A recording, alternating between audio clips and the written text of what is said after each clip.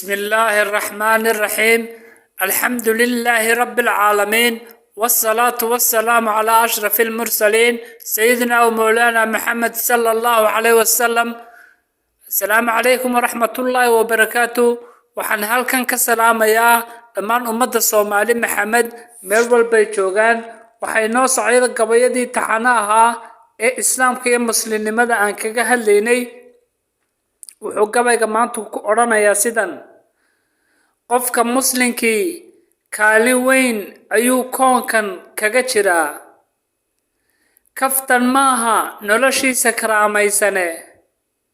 qofka muslinkii alla keligii ayuu ka baqaa, karti iyo hufnaan kariimkaa siiyey. qofka muslinkii koobsay khayr kifaaxe, kalsooni weyn ayuu kabiirka ku qabaaye.